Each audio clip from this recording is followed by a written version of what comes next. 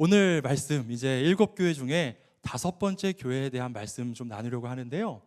오늘은 사대교회라는 교회에 예수님께서 어떠한 권면을 하셨고 또 어떤 책망을 하시고 또 어떻게 그들이 돌이키기를 바라셨는지 그 말씀을 통해서 은혜 받는 시간이 되었으면 좋겠습니다.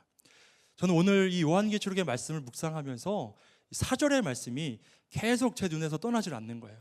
제 마음에서 그 말씀이 계속 머무는 거예요. 4절 말씀에 보면 이렇게 말씀합니다. 그러나 사대에 그 옷을 더럽히지 아니한 자 몇 명이 내게 있어 흰 옷을 입고 나와 함께 다니리니 그들은 합당한 자인 영거라. 그 옷을 더럽히지 아니한 자 몇 명, 하나님 보시기에 합당한 자.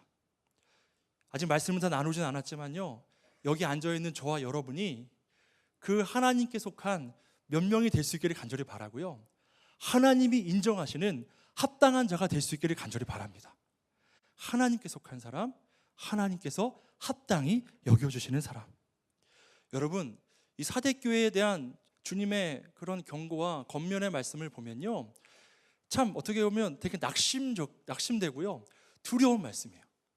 사대교회를 향하여 예수님께서 어떻게 책망하시냐면, 교회마다 어떠한 교회는 책망도 받고 칭찬받은 교회가 있는가 하면 어떠한 교회는 칭찬만 받은 교회도 있고 어떠한 교회는 책망만 받은 교회가 있는데요, 이 사대교회는 책망을 받았는데 어떤 책망을 받았냐면요, 죽은 교회래요. 무시무시하지 않나요? 죽은 교회라는 거예요. 초대교회, 어렵게 세워진 교회인데 예수님이 보시기에 죽은 교회라는 거예요. 사랑하는 여러분, 교회는 살아있는 유기체인 줄로 믿습니다. 이 교회의 머리는 우리가 계속 말씀 나눴지만 교회의 머리는 누구신가요? 예수님이세요. 예수님이고요, 우리는 각 지체예요. 그래서 예수님을 따라서 이 교회로 우리가 다 연결되어서, 교회의 존재 목적은 무엇이냐면 결국 영혼을 구원하는 일이에요. 온 땅에 그 주의 복음이 전해져서 영혼이 구원되는 일, 그래서 하나님 나라의 통치가 온 땅 가운데 이루어지는 일, 수많은 영혼들이 주님께 나오게 되는 일, 그것을 꿈꾸면서 그것을 우리가 최선을 다해 그 헌신을 감당하면서 영혼 구원을 위해 애쓰고 헌신하고 있는데요, 그런 교회, 살아있어서 움직이면서 수많은 영혼들, 죽어가는 영혼들을 구원해야 될 그 교회가 죽었대요. 아무런 역할도 하지 못한다는 거예요. 여러분, 어떻게 보면 이 교회는요, 역동적으로 움직여야 돼요. 영혼을 구원하는 일에 앞장서야 돼요. 나 개인의 신앙만 지키는 것이 아니라 생명력이 우리 안에 있어서 막 나가서 전해야 되는 거예요. 우리도 여름에 국내 선교도 하고 또 해외 선교도 나가고 또 여러 지역을 돕고 하는 일들, 우리 안에 그 생명이 있어서 그래요. 내 안에 가둬놓을 수 없는 그 생명력, 그리고 나 개인의 그런 신앙을 지키기 위해서만 신앙생활하다 보면 금방 지쳐버려요. 우리의 신앙이 더욱더 발전되지 못하고 영적으로 부흥을 경험하지 못해요. 나 개인만의 신앙, 그걸 지키는 것을 넘어서서 더 영혼을 구원하고 역동적으로 생명을 살리는 일에 더 애쓰고 수고해야 될 줄을 믿습니다. 그래서 주님께서 우리에게 생명을 주셨고 교회는 그런 살아있는 유기체로, 조직으로 그렇게 움직여져 가는 거예요.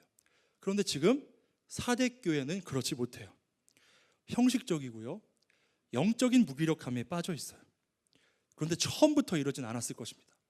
말씀을 보면요, 3절에 보니까 그러므로 내가 어떻게 받았으며 어떻게 들었는지 생각하고 지켜 회개하라 말씀해요. 그들이 복음을 들을 때 처음부터 그들이 어떤 교회가 만들어지고 그런 게 아니었어요. 복음 들을 때 굉장히 어려웠을 거예요. 많은 사람들이 예수 그리스도를 그들이 따른다고 했을 때 핍박도 있었을 거예요. 그런 어려움 중에서도 복음을 받아들이고 믿음 생활에 최선을 다하려고 노력하면서 그렇게 신앙생활을 했었을 거예요. 근데 그게 과거의 이야기로 끝내버렸어요.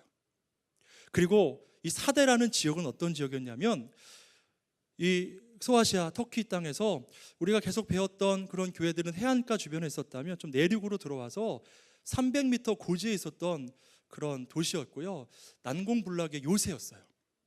그런 도시, 그곳에서도 여전히 헬라의 많은 신들이 있었고 또 황제를 숭배하는 그런 문화 가운데 있었는데요, 그 사대교회의 특징 가운데 하나는 뭐냐면, 초반에는 좀 핍박이 있었을지 모르겠는데 점점 지나면서 그 땅에 사는 사람들이 그냥 생활이 편해서 그랬는지 모르겠지만 교회를 핍박하는 사람이 없었어요. 그러니까 편안하게 아무런 핍박도 없이 신앙생활을 할 수 있었는데, 그러다 보니까 성도들이 점점 나태해지는 거예요. 신앙생활을 할 때 때로 우리에게 고난이 닥쳐올 때가 있고 어려울 때가 있는데, 여러분 그때 어떻게 하게 되나요? 더 기도하게 되지 않나요? 주님 붙들게 되지 않나요? 위기의 순간이 나의 영적인 부흥을 경험하게 되는 그런 순간으로 바뀌어지는 것을 우리가 많이 경험하게 됩니다. 근데 사대교회는 신앙생활이 너무 편해요. 너무 좋아요. 핍박도 없어요. 그런데 지금 너무나 무기력해 있고요. 너무 죽어 있어요. 뭐예요? 생명력이 없어요. 형식적으로 예배 드리고 있어요.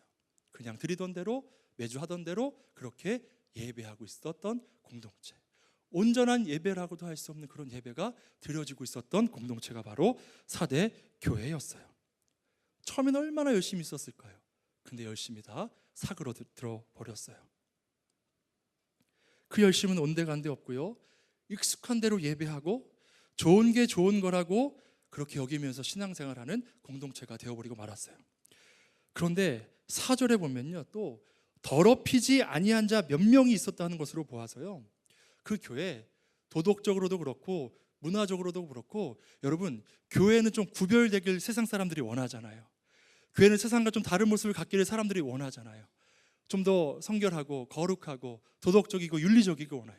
근데 이 땅도 그렇고 많은 교회들이 그게 무너져서 많은 사람 실망시키고 그들이 예수 그리스도께로 나아가는데 장애물이 되는 경우도 우리는 지금 많이 경험하고 있어요. 너무나 안타까운 일이에요. 사대교회도 처음부터 그랬을까요? 그렇지 않았어요. 많은 사람들이 그래 경건한 삶을 보고 도전받은 사람들이 있었을 거예요. 근데 지금 그렇지 않아요. 너무나 편안하고 익숙한 신앙생활에 매여 있는 거예요. 그걸 보시면서 예수님이 교회를 책망하세요. 다시 돌이키라는 거예요.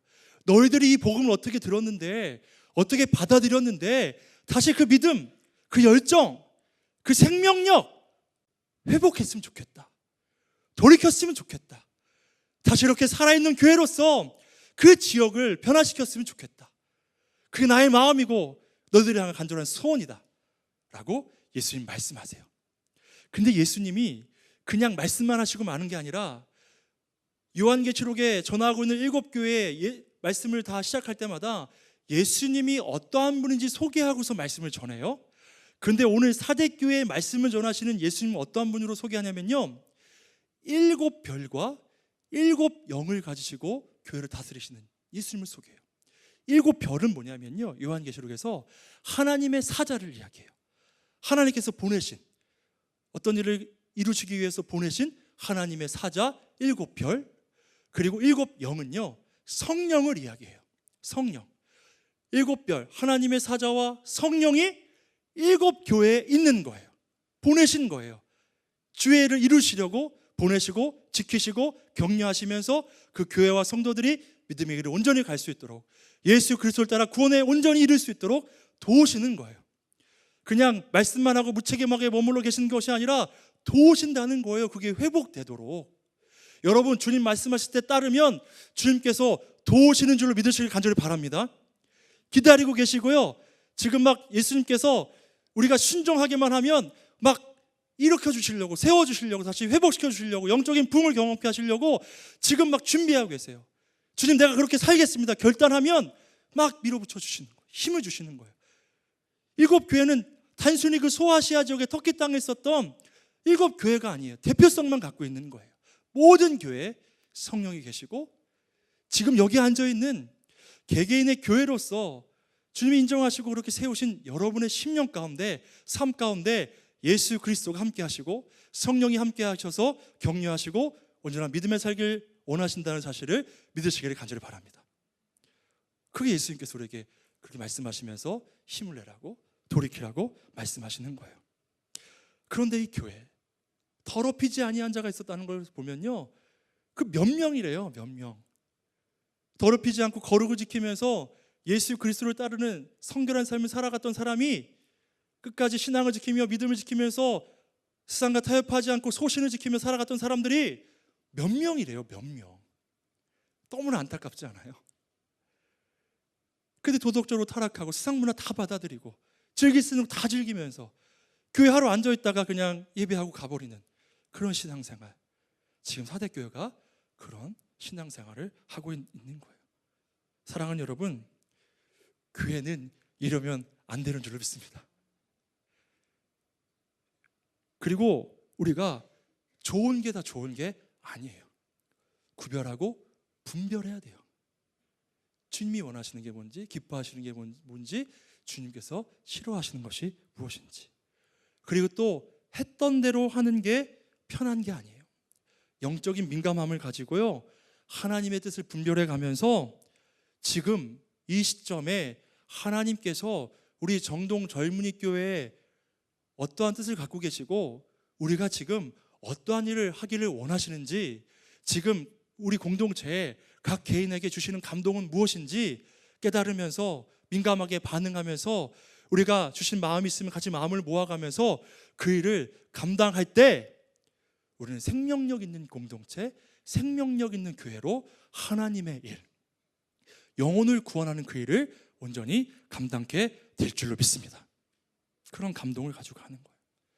그리고 우리는요, 스스로를 지켜야 돼요. 여러분, 삶의 자리에서 세상 문화가 어떠해도 여러분의 스스로의 삶과 심령을 온전히 지키시기를 간절히 바랍니다. 지켜야 돼요. 지키려고 애써야 돼요.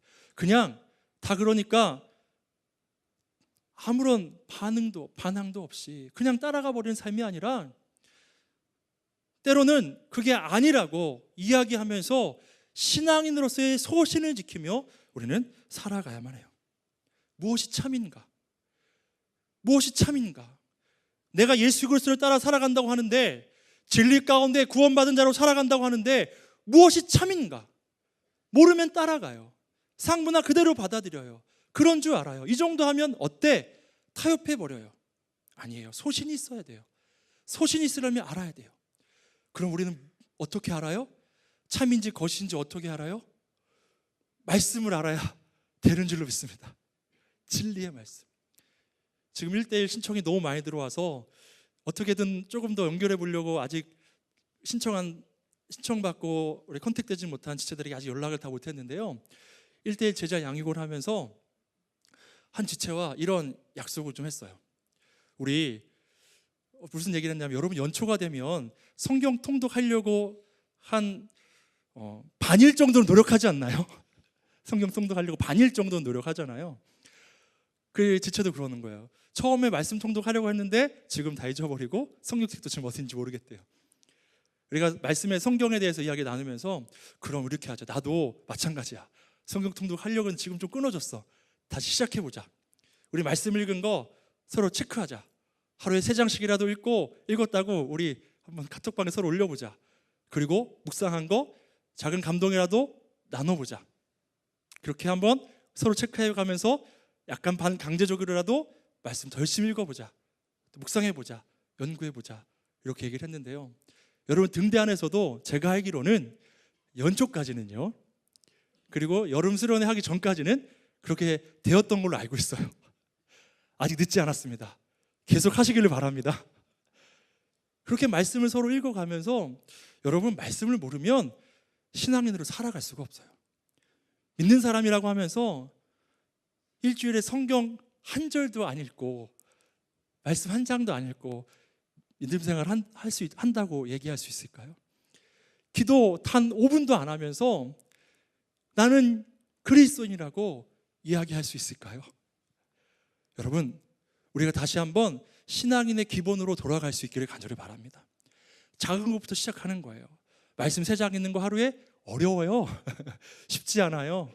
마음 먹지 않으면, 마음 다잡지 않으면 어려워요. 근데 해야 해요. 그리고 말씀을 연구하고 배우고 자꾸 이런데 열심을 해서 참여해요. 그래야 참인지 거짓인지 알아요. 시편 119편 105절에 이렇게 말씀합니다.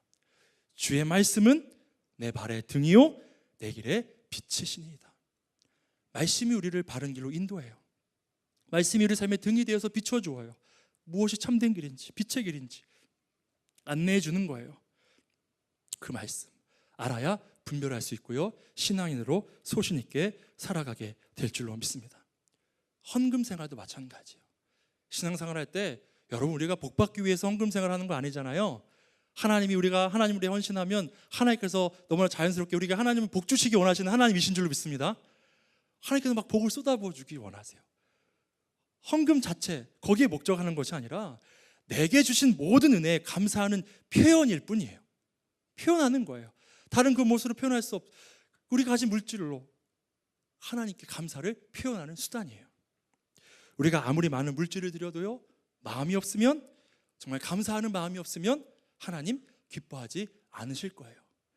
적은 액수를 드려도 감사함을 마음을 가지고, 간절한 마음을 가지고 드리면 주님께서 기뻐하세요. 그리고 하나님께서 우리 삶에 더 복된 것으로, 값진 것으로 채워주실 줄로 믿습니다. 액수에 상관없이 기뻐하시는 거예요. 우리 신앙생활의 이유도 마찬가지예요. 여러분, 우리는 왜 신앙생활 하나요? 복 받으려고요? 천국 가려고요? 여러분, 우리 신앙생활 하는 이유는요, 예수 그리스도를 따라가기 위해서예요. 다분히 나의 구원만 우리의 신앙생활 하는 거 아니에요. 예수 그리스도를 따라가기 위해서 신앙생활 하는 거예요. 예수 그리스도의 삶이 어땠어요? 자신을 내어주고 수많은 영혼들을 구원했어요. 우리도 그 역할을 감당하는 거예요. 그래서 그 길은 좁아요. 힘들어요. 어려워요. 편안하지 않을 때도 많아요. 그런데 그리스도인이 됐다면, 나를 구원하신 예수 그리스도를 인정한다면, 따라가기로 작정했다면, 예수 그리스도를 따라가는 온전한 신앙인, 그리스도인의 삶을 살아갈 수 있기를 간절히 바랍니다. 그리고 아까도 말씀드렸지만, 내 개인의 그냥 천국 가기 위해서 신앙생활하고 어떤 딱딱 정해진 신앙의 그런 규범을 따라 살아가고 그렇게 사는 게 아니에요. 그냥 그렇게만 하다 보면, 나만 위한 신앙생활을 하다 보면 금방 도태져 버리고 형식적으로 빠지기 쉬워요. 아니에요. 우리는 그 신앙생활을 통해서 주의를 감당하면서 주님 걸어가셨던 그 길을 우리도 함께 따라가면서 주님께서 기뻐하시는 영혼 구원의 사명을 감당하면서 그 기쁨과 감사를 드리면서 우리 영도 살아나면서 그렇게 자연스럽게 주님 나라에 이르게 되는 줄 믿습니다. 에녹이 그렇게 살아가는 거예요. 에녹, 여호와가 동행하면서 끝까지 살아가다가 죽음을 보지 않고 천국으로 올라갔던 사람. 우리 삶이 그렇게 되기를 간절히 바라요. 그러한 사람들은요, 그 길을 걸어가면서 고난이 와도 핍박이 와도 복음 전하고 영혼을 구원하는 일에 최선을 다하며 살아가는 거고, 영혼을 구원할 수 있는 자리가 있으면 발벗고 나서는 거예요. 지금 일본 도쿠시마에 그 소은자매랑 은지자매가 가 있거든요. 제가 지난번에도 가봤지만 그 일본의 어린 영혼들이 그 복음을 접할 기회가 너무나 없어요. 부모님이 어쨌든 신앙생활을 하지 않으니까, 그런 교육도 전혀 없으니까, 그래서 교회 학교를 세우는 일에 도움을 주려고 가서 지금 열심히 사역하고 있는 것으로 알고 있는데요, 그 땅 자기 시간 다 헌신하면서 또 물질도 헌신하면서 그 영혼들을 바라보며 나아가는 거예요. 여기 마침 우리 준엽 형제가 휴가 나왔네요. 반가워요. 휴가 나왔는데 지난주에 이 벽제에 있는 경찰 학교에서 이제 신병 교육을 마치고 이제 의경 가기 전에 훈련 받는 그런 훈련소에서 의뢰가 좀 왔어요. 정동 젊은이 교회가 와서 위문 예배 좀 드려달라고, 복음을 좀 제시해달라고 그런 얘기가 왔는데, 사실 좀 처음엔 부담스러웠어요. 우리 연말에 좀 할 것도 많고 우리 안에서 좀 다잡아야 될 것도 많은데, 그런 한편으로 그런 생각이 좀 드는 거예요. 그래도 복음 전해달라고 하는데 삶에 살아가면서 예수 그리스도의 복음 한 번도 듣지 못했던 영혼들도 분명 있을 텐데, 한 명이 있더라도 좀 가야 되지 않을까? 그런 마음이 제 안에 생기는 거예요. 저도 벅차거든요. 연말에 해야 될 것이 많아서. 우리 젊은이 공동체에서 하고 준비할 것도 많아요. 그리고 크리스마스 전주 토요일이에요. 그런데 가자. 몇 명이 돼도 가자. 그들에게 복음을 전하자. 그래서 그들이 예수 그리스도를 받아들인다면, 구원받는다면, 한 영혼만이라도 주님께로 돌아온다면 얼마나 하나님 기뻐하실까? 그런 생각이 들어서 가려고 해요. 12월 23일 토요일 날 2시에 거기서 예배드리고 여기서 12 출발하려고 하는데, 다음 주에 신청 받으려고 합니다. 여러분, 그래 동참하고자 하는 우리 지체들. 제가 근데 그 얘기 들을 때 누가 생각났냐면 우리 승현 형제랑 민규 형제가 생각나더라고요. 지금 군대에서 신병훈련 받고 있어요. 그들과 같은 우리 지체들 좀 섬겨주면 어떨까? 가서 햄버거라도 하나 갖다 주면 어떨까? 따뜻하게 격려해주면, 안아주면 어떨까? 그렇게 섬겨주기 원해요. 그게 주님이 원하시는 길이거든요. 영혼을 구원하는 것, 그 어떤 한 영혼이라 주님께 나오게 원하고 구원받기 원하는 그 자리에 내가 섬기기 원하는 것. 저는 그게 생명력 있는 교회의 역할인 줄 믿습니다. 살아있는 교회. 여러분, 내 신앙 지키는 것에만 머물지 마시고요, 오히려 힘들고 어려울 때 더 주님께 나아가 우리 힘을 얻고, 여러분, 우리가 형식적인 신앙에 매여 있는 것이 아니라 내가 때론 형식적인 신앙생활에 매여 있고 무기력해 있다면요, 여러분 더 힘을 내어서 무엇이라도 시도하시기를 간절히 바랍니다. 무기력할 때 점점 저렇게 쓰러져요. 움직이려 하지 않아요. 그런데 여러분, 몸이 피곤할 때 때로는요, 운동을 하면 좀 몸이 가뿐해지지 않나요? 개운해지지 않나요? 여러분, 운동 안 하나요? 저도 농구를 굉장히 좋아하는데요, 예전에 몸이 너무 힘들면 예전에 교회에 이제 어떤 농구 코트가 있어서 같이 교육자들끼리 농구를 해요. 그럼 막 몸이 가뿐해지고요, 힘든 일이 있었던 게 싹 잊혀지는 때가 있어요. 움직여야 돼요. 우리 신앙생활이 무기력해졌을 때도 자꾸 뭔가 움직여야 돼요. 어떻게 하면 내가 더 신앙생활을 회복할 수 있을까? 말씀 읽을까? 기도할까? 누군가 만나 신앙적인 이야기를 나눌까? 내 신앙의 고민을 함께 나누면서 어떻게 이것을 이겨낼 수 있을까? 고민을 좀 나눠볼까? 막 자꾸 이겨내야 돼요. 금요기도회를 가볼까? 새벽기도회를 가볼까? 또 찬양 집회를 가볼까? 어떤 더 사역을 통해서 내가 더 주님께 나아가 볼까? 움직여야 돼요. 움직여야 돼요. 예전에 뇌출혈로 쓰러진 한 권사님 못 일어나실 줄 알았는데요, 그 아내 되시는 권사님이 그냥 남편을 늘 이렇게 끌고서 산책을 하시는 거예요. 산책을 하시니까 억지로 걷는 거예요. 그 아내 되시는 권사가 얼마나 힘드셨겠어요. 자기보다 등치도 큰 남편, 뇌출혈로 몸이 움직일 수가 없는 거예요. 그런데도 끌고 계속 나가는 거예요. 산책하고 또 산책하고. 그렇게 하다 보니까요, 그 남편 권사님이 걸으시더라고요. 걸어요. 그리고 혼자 버스 타고 다니시는 거예요. 우리도 그래요. 영적인 무기력함에 빠졌을 때 여러분, 오히려 더 움직여서 더 주를 위해, 주님께 나아가기 위해 내가 무엇을 할 수 없을까? 더 영적인 민감을 갖고 움직이고 시도하고 결단하고 그 일을 시작하는 저 여러분 될 수 있기를 간절히 축복합니다. 그럴 때 우리 영이 회복돼요. 그때 주님께서 우리의 삶을 놀랍도록 새롭게 하시고 주님의 사람으로 더욱더 온전한 신앙인으로 그렇게 더 세워가실 줄로 믿습니다. 그 자극을 받아야 되는 거예요. 근데 오늘 본문에 보면 이 믿음을 지킨 사람들, 그 몇 명, 더럽혀지지 않은 그 몇 명이요, 그들의 그 신앙을 지켜가기가 참 쉬웠을까? 어려웠을 것 같아요. 서머나 교회 같은 경우는요, 그들은 큰 핍박이 있었는데 신앙은 굳건히 지켰거든요. 한결같이 흔들림 없이 지켰거든요. 그럴 수 있었던 이유가 뭐냐면 외부의 핍박은 심한데 그럴수록 교회 안에 성도들이 서로 뭉치는 거예요. 그래서 힘을 내자, 끝까지 예수님 바라보자, 더욱더 우리 서로 격려하면서 기도하면서 이 길을 걸어가보자, 핍박이 거세지만 우리 힘을 합쳐보자, 더 기도해보자, 금식해보자, 말씀 안에서 승리해보자, 교회 안에서 서로 막 격려하면서 그렇게 믿음 생활을 해나갔을 거예요. 근데 지금 사대교회는 어때요? 그렇지 않아요. 다 너무나 영적으로 무기력해 있고 형식적인 신앙생활에 빠져 있고 좋은 게 좋은 거라고 여기면서 무분별한 세상의 문화들, 비윤리적인 것, 비도덕적인 일들이 교회 안에 그대로 용납되고 있어요. 오히려 거룩하게 살려고 하면 교회 안에서 비난받을 수도 있는 상황이에요. 쟤 왜 저래? 라고 하고 여겨질 수 있는 상황이에요. 얼마나 어려웠을까? 그런데 그들이 어떻게 이렇게 신앙을 지키며 살아갈 수 있었을까요? 이 대목을 묵상하는데 이사야 26장 3절 말씀이 떠올랐어요. 같이 읽어볼까요? 이사야 26장 3절 말씀 같이 읽어보겠습니다.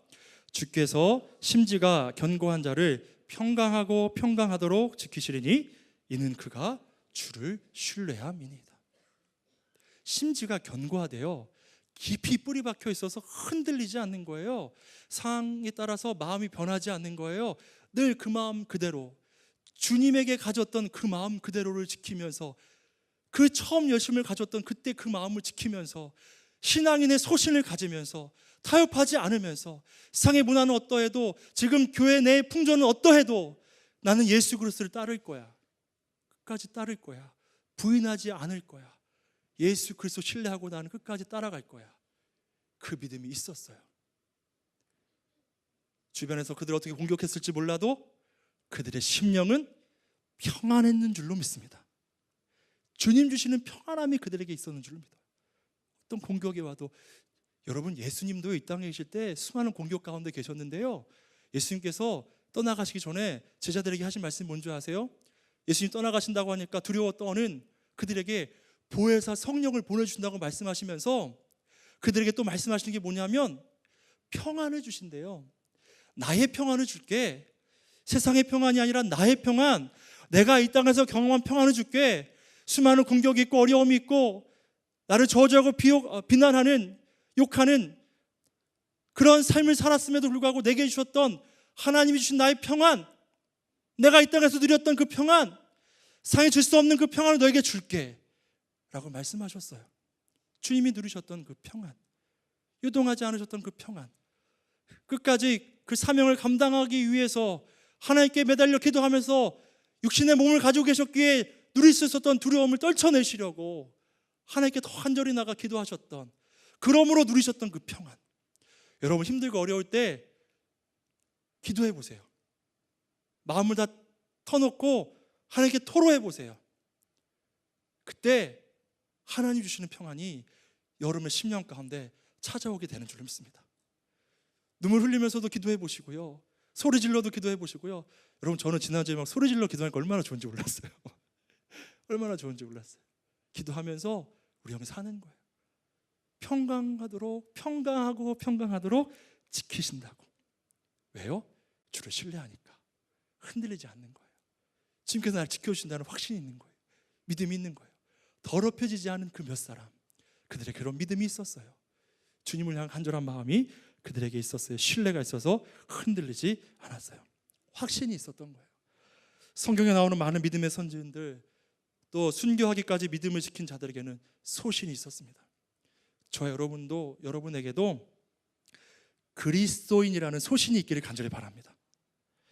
예수 그리스도의 대속의 은혜로 구원받은 자들이라는 자부심이 있기를 간절히 바랍니다. 여러분 얼마짜리가 아니라요, 여러분 다 예수님짜리입니다. 예수님께서 모든 걸 내주셔서 여러분 사신 거예요. 그 핏값으로 사신 거예요. 그런 자부심이 있어요. 예수님께서 자신을 내어주셔서 우리를 구원하셨다는 그 자부심이 우리 안에 있어야 돼요. 그래야 쉽게 흔들리지 않고요, 타협하지 않아요. 지금 우리는요, 순교당하지 않아요. 이 땅에 살아가는 동안 예수 그리스도 믿는다고 누군가 나를 핍박하고 거세게 우리를 어렵게 하지 않아요. 목숨을 담보로 걸 만큼 거센 핍박도 없어요. 그런데 더 무서운 게 뭐냐면요, 나태함이에요. 하던 대로 관행대로 하는 것, 하던 대로의 신앙에 머물러서는 우리가 주님의 길을 온전히 걸어갈 수가 없고 주님께 온전히 예배할 수 없어요. 이게 더 무섭고요, 이게 더 큰 재앙을 불러오는 거예요. 요새 뉴스 보면요, 막 터져 나오는 게, 이 나라도 하던 대로 관행대로 했던 게 지금 다 불거져 나오잖아요. 막 현금 박스로 어떤 돈을 주어서 흔적도 없이 사용해버리는 그런 일들이 지금 드러나서 여러 가지 어려움, 막 그런 상황들을 어쨌든 다시 한번 척결하려고 하는 그런 일들이 일어나고 있는데요, 우리 신앙생활도 어떻게 마찬가지인 것 같아요. 하던 대로 관행대로 때로는 우리의 신앙을 나태하게 만들지는 않았는지, 때로는 아무런 경각심 없이 받아들이고 말았던 잘못된 신앙의 행태들은 없었는지, 그것을 깨닫고 회개하고 돌이킬 수 있기를 간절히 바랍니다.